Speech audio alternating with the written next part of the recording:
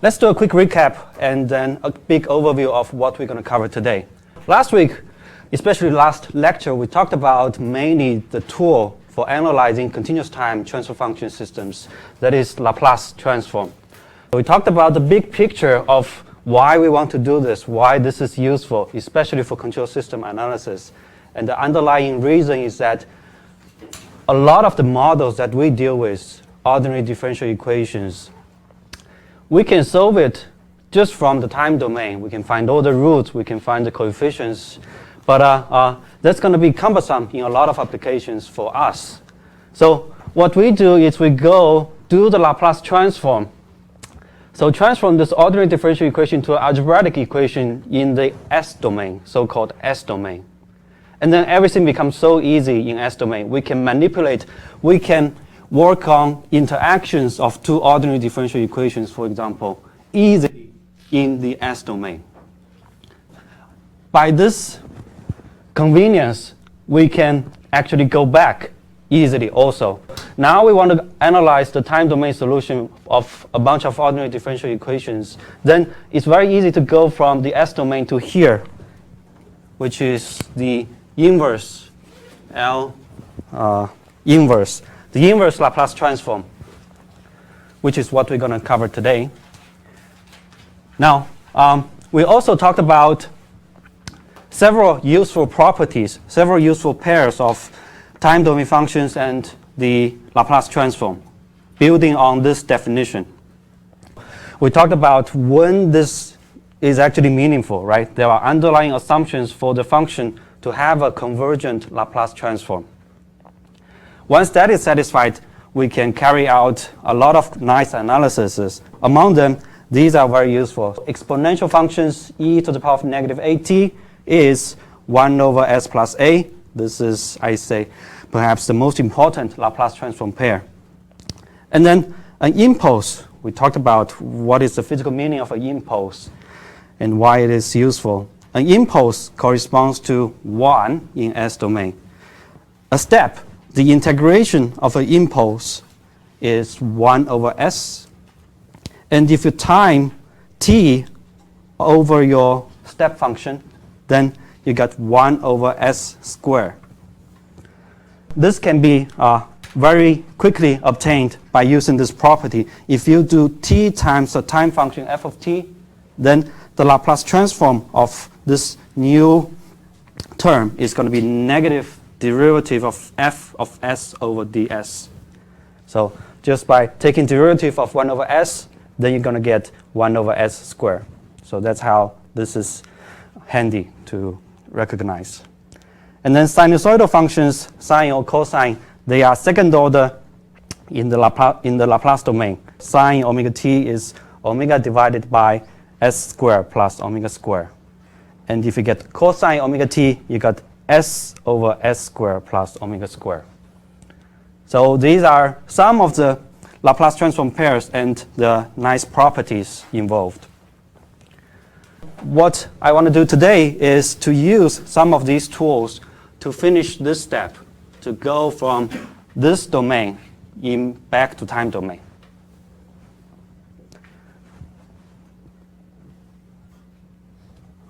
Any questions for the big picture? All right, here is the main tool to go back, inverse transform. So this is the technique. Once you are given, for example, we have done analysis, and then we have obtained a Laplace transform, let's say bs over as. This can be complicated. This is usually, for us, at least second order or third order or above. This can be a relatively large Laplace transform pair. So what we want to do is to be able to tell this is the Laplace domain property, what is the time domain function. That's where the partial fraction expansion becomes very helpful. So the main idea is to decompose this one into summations of smaller and easier blocks.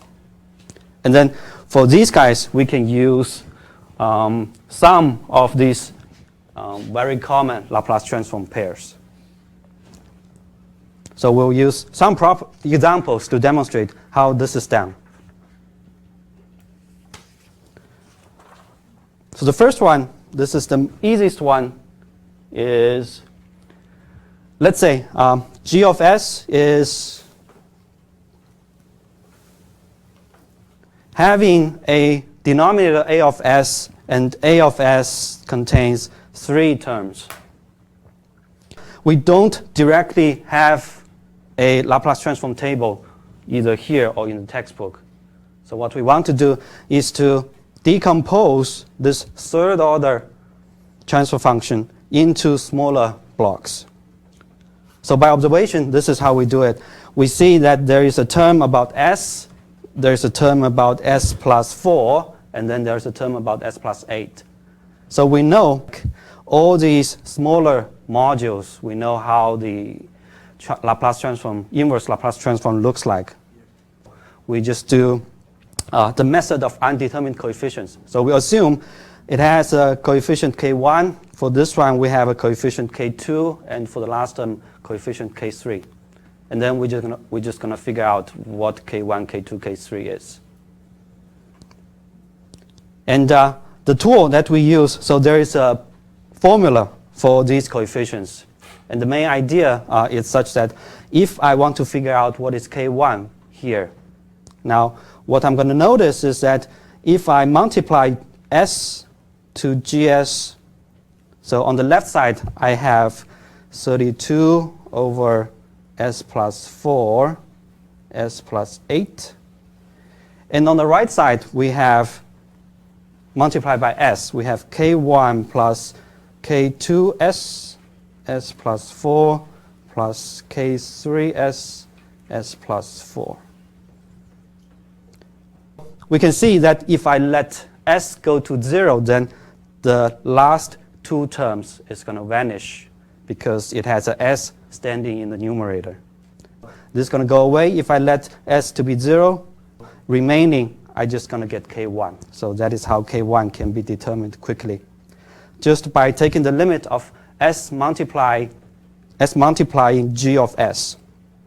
We're going to get s equal to 0, so it's going to be, when s equal to 0, it's going to be 32 over 4 times 8. So it is 1. That's how it's done. So similarly, it's exactly the same logic. If I want to obtain k2, I just multiply the left and right side by s plus 4. And then I let s to be equal to -4 to be able to cancel out the first k1 term and the last k3 term. That is, do it again, is the limit of s go to -4, s times g, s plus 4 times gs, right?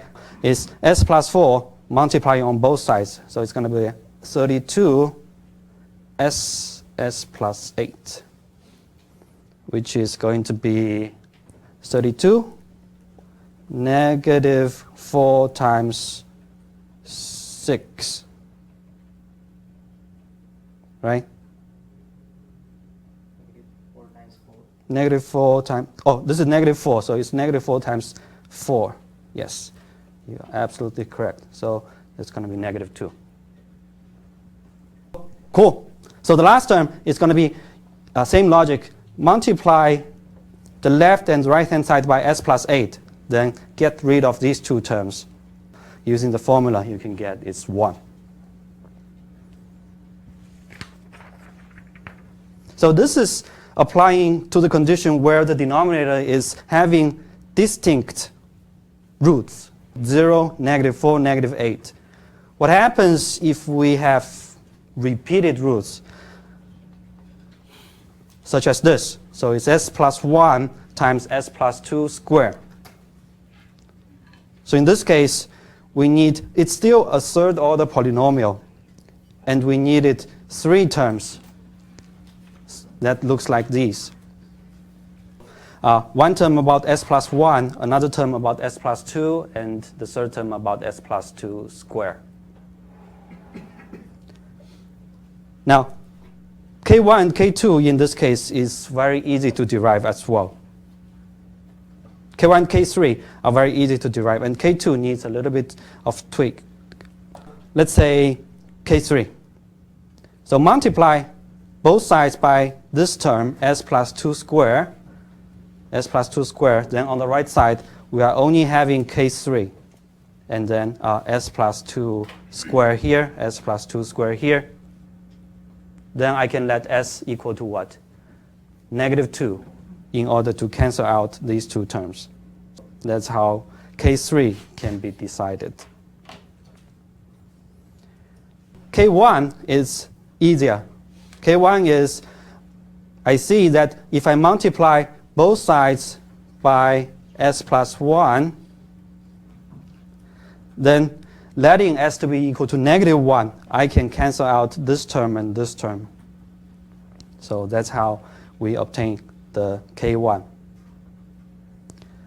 So I would like to discuss a little bit about k2. If we hit the both sides by s plus 2 squared, we can get s plus 2 squared gs equal to k1 s plus 2 squared s plus 1 plus k2 s plus 2 only plus k3. Our interest, so if I just let s equal to -2, then we won't be getting k2. This is going to be 0. However, if we recognize that take the derivative, for example here, if I take the derivative of the whole term over s, and then when s equal to -2, what will you see? Taking the derivative of the last term is going to be 0. Derivative of a constant is 0.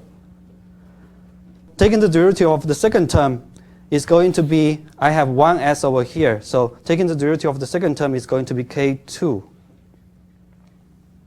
Now, taking the derivative of the first term, when s equal to -2, what do you see over here? It has this term s plus 2 squared. So when taking the derivative of this one, we're going to have what? 2 times s plus 2 over here. And then there will be some additional terms, of course, right? But we don't need to go to that additional terms, because I can immediately see that because it contains an s plus 2 term, and when s equal to -2, the whole term is going to vanish. The only remaining thing is k2 over here. So that is how we do the limit. We take the limit. So we multiply s plus 2 to the left and right hand side, and then differentiate one time with respect to s, and then let s equal to -2. The detailed procedures are over here. We are taking the limit of s equal to -2, d over ds times 2 over s plus 1 is limit of s equal to -2 is going to be derivative. So this is essentially 2 times s plus 1 to the power of -1. Taking the derivative of with respect to s, it's going to be 2 times -1 s plus 1 to the power of -2. And then when s equal to -2, we are going to get what? So it's -2 plus 1, which is -1. -1 to the power of -2 is going to be 1. Then the remaining is -2. So that's how the partial fraction expansion works for real and repeated roots. Any questions? In a lot of applications, what we are doing is actually we try to figure out this term from control system analysis, and then we use the partial fraction expansion to go back to the time domain. For example, like this one here. So we're given a system. It has a model. The input is a step function that looks like this. And we are interested in finding how y of t looks like. The assumptions are A is positive, B is positive, and then it has an initial condition y0.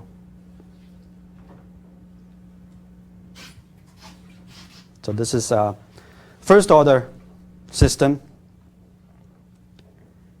Let's go through quickly the steps using this big picture over here. We have an ODE. We first go to the Laplace domain, so we apply the Laplace transform. Laplace transform of y dot is sys minus initial condition. Therefore, we have sys minus y0 equal to negative a. Applying Laplace transform of y is ys, and then Laplace transform b times the step function, which is going to be, so right here, 1 over s. Professor? Yes? Do you mind writing a little larger? All right, I'll try. Thank you. Okay. This is the Laplace domain equality. We have one y of s and another y of s, and then all the remainings are either constant or just s, properties of s. So s plus a of ys equals y0 plus b over s. So divide both sides by s plus a, we get y of s equal to y0 divided by s plus a, and b over s times s plus a. And then we can apply inverse Laplace transform. All these terms are familiar. So s plus a is the elemental Laplace transform pair. S plus a corresponds to exactly, let's write it here. This corresponds to e negative at, and then there's a scalar, y0. Now for this one, we apply fraction order expansion. This term equals some term about s and then some term about s plus a, k1, k2. Now take a few minutes to obtain k1 and k2. Have a little practice. Then we're going to go through the solution.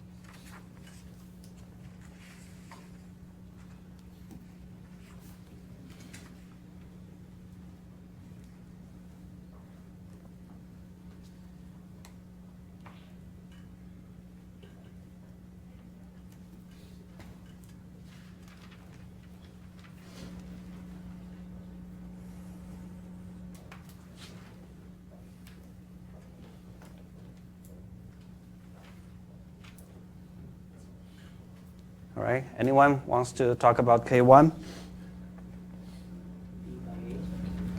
So the classmate says it's B over A. So how it is obtained? is taking the limit of s go to where? 0, right?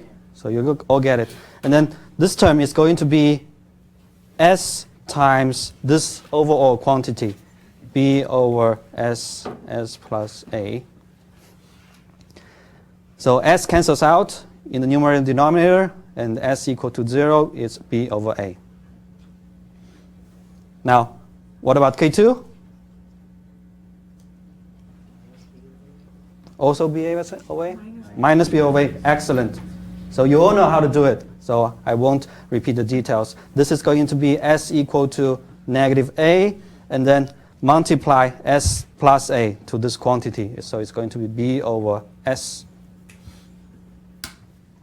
So all the coefficients are known. Then we know the first term. We also know these two remaining terms. The inverse Laplace transform is going to give us y0 e negative at plus k1 over s, the inverse Laplace transform. So this is over here, the step function. B over a, 1 of t, and then negative b over a. So this is 1 over s plus a, which is corresponding to e negative at. That is how the solution will look like.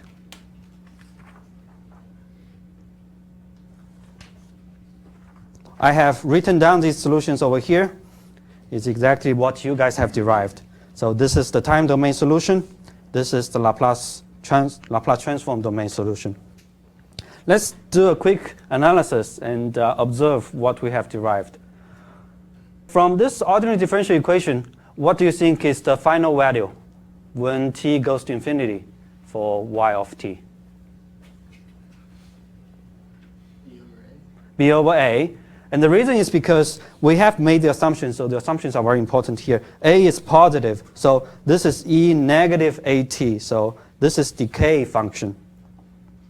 So this is also decaying, and they all decay to 0 in the end, e negative at. This goes away, and the only thing remains is b over a. We can also use the final value theorem on this S-domain property. From final value theorem, we can evaluate what y looks like when t is infinity. It's going to be the limit of s times y of s. Take the limit of y of s equal to 0, s times y of s. We are going to get limit s go to 0, s over s plus a, y0 plus bs, s plus a. Without solving this ordinary differential equation explicitly, we can actually obtain the final value. We can know how the time response is going to look like. So s equal to 0, this vanishes, and then this gives us b over a. They match. And the Laplace transform domain gives us the convenience of just by looking at the transfer function, the Laplace domain of y of s, we can know how it looks like in the time domain. Any questions for this example? Now let's talk about another one, which is very interesting.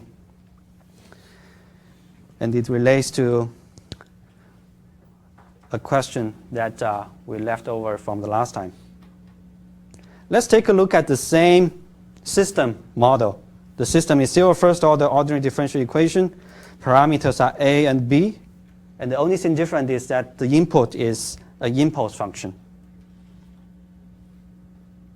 And we want to find how the time domain response, y of t, looks like.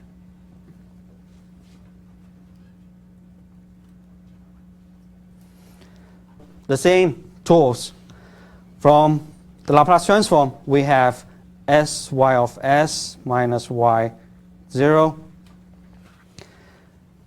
And then on the right-hand side, is going to be equal to negative a y of s plus b. Laplace transform of an impulse, it is 1, just by this table over here. So the solution in the Laplace domain is y of s equals to s plus a. If you combine these two, it's 1 over s plus a, and then y of 0 plus b. So this is easy enough, right? So this just contains a first order 1 over s plus a.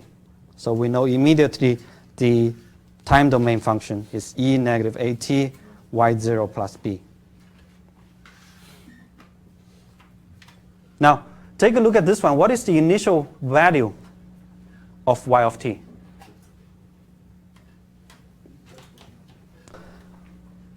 When t is 0, right, the initial value is going to be y0 equal to y. I'm going to tentatively write this down. From this equation, this is what we get when t equal to 0. Now immediately you see something that's interesting over here. It's not what the initial condition here, what happens to yt when time is 0. It's a little bit different from this one over here. So this is the yt when there's no input applied to the system, when the system is at rest, and then I apply an impulse to the system. And then the response, this is the response when I apply the impulse, right? Here, we're going to introduce the concept of 0 positive. This is immediately after the input is applied to my system. All right? Be very clear about that. So you see immediately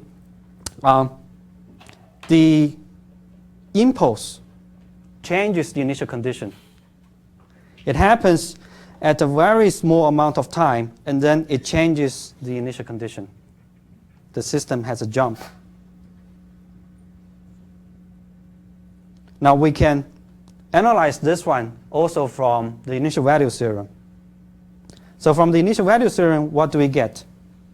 So I will remind you guys the equation that we had last time.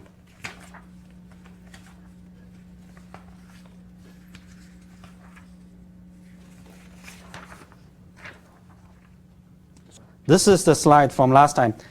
The initial value theorem, you see here, is 0 plus, is exactly what we have been describing. So we are distinguishing between 0 and 0 plus over here. So it's s go to infinity, s times f of s. Let's apply it to here.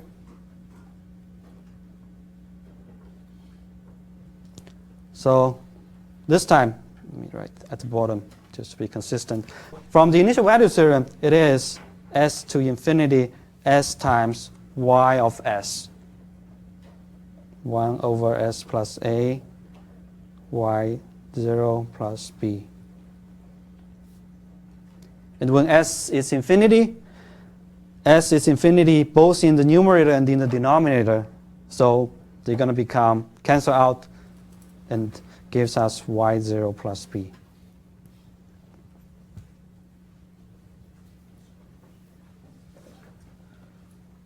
So exactly the same result, but we are just using the final value theorem in this case.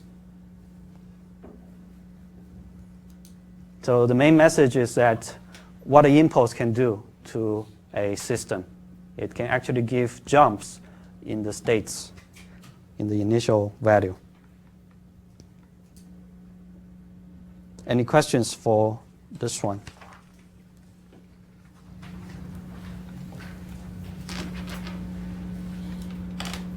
Now, something quick and easy. Just a quick review of transfer functions. So from Laplace transform, we can derive transfer functions of ordinary differential equations. If I have nth order differential equation, then we can obtain the transfer function, apply Laplace transform to all these terms, individual terms, and then we're going to get something remarkably easy. So the derivative, nth order derivative, is going to create s to the power of n. First order derivative creates a1s, and then it has a common term, y of s.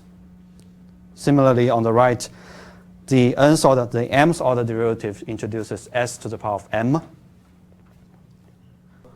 We can obtain the S-domain relationship between the output and the input is a rational function of S.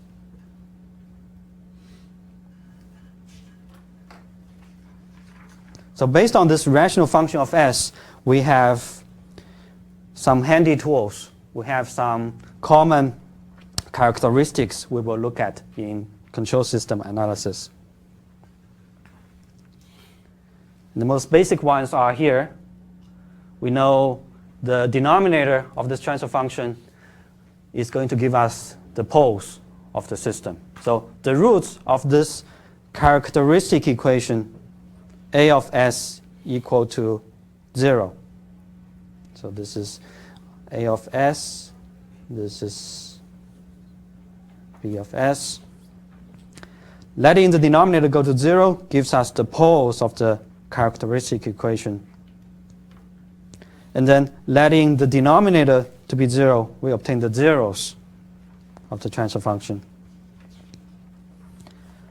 We have talked about under what conditions for n and m the system is going to be causal or realizable, right? We cannot have more derivatives in the numerator than the denominator.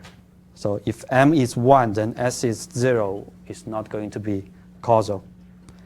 So we say this transfer function is proper if the order of s in the denominator is larger than or equal to the order of s in the numerator, and it's strictly proper if it's strictly larger than m is strictly larger than n is strictly larger than m.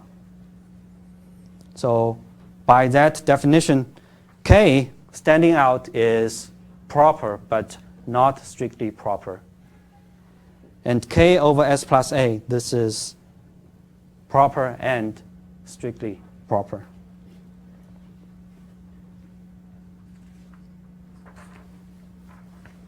Now, in the example that we did, we talked about a system, a first order system, subject to first a step function, right? And then an impulse function. In the step function, we talked about what the final value is for y of t. That relates to this concept of DC gain, direct current gain. So this is saying if I have an input U going through this system modeled by the transfer function G, we can quickly, very quickly, without solving any ordinary differential equations, know this concept. If your input has some final value, let's say a step function, I can immediately tell you what this final value for y of t will look like. So if you give me the terminal condition for u, then by looking at this one, we can usually know the terminal condition for y. So that's the concept. The ratio between y of t when time is long enough, everything has settled. The ratio between the output and the input, so assume it's a constant input, right? A step signal, for example, 1 over s. This ratio is called the DC gain. So we can approach the DC gain in two ways. Let's talk about the example again. Y dot equal to negative AY plus BU.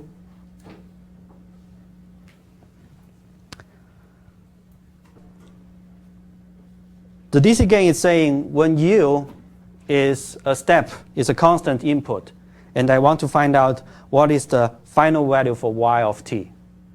So if U is a constant in the end, this term is going to be fixed, right? Now if y is also going to converge to a constant, what will y dot look like?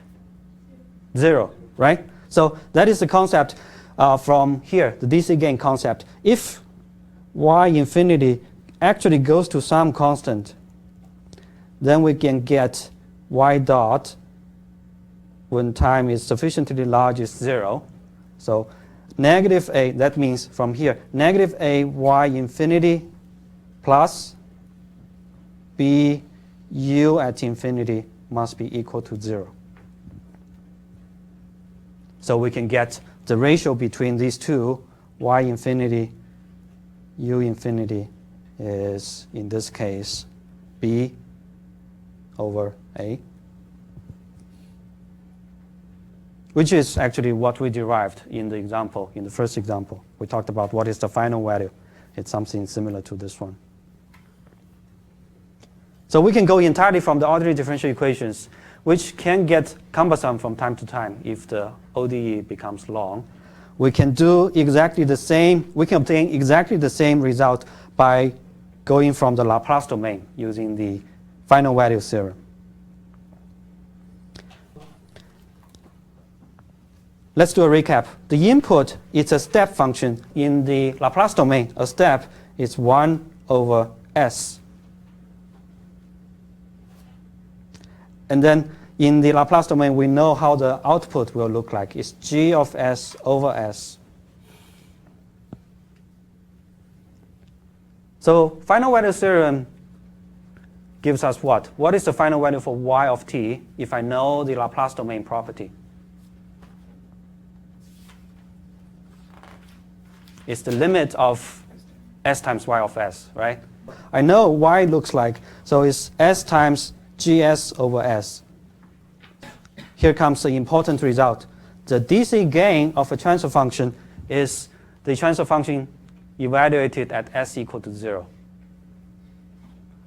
Whenever you're giving a transfer function, just evaluate when s equal to 0, you can get the DC gain.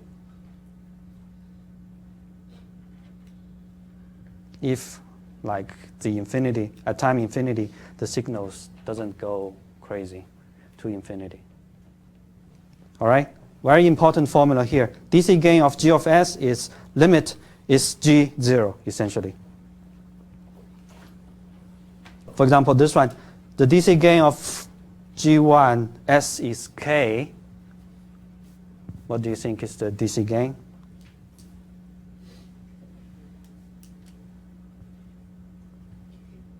K.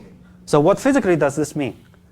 It's saying my input is just going to scale whatever you give me. So the system just scales up the input. So therefore, this is the ratio. So matching perfectly with the definition. Now for this one, a first order system, the DC gain is going to be letting s to 0. So the DC gain is k over a. So in this particular example, we have the DC gain. The transfer function of this one is b over s plus a. So k is b over here. So it's b over a.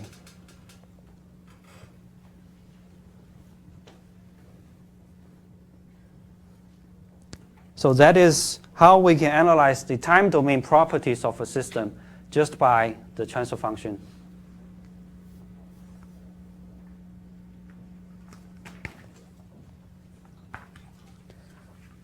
So with that, we completed this picture over here.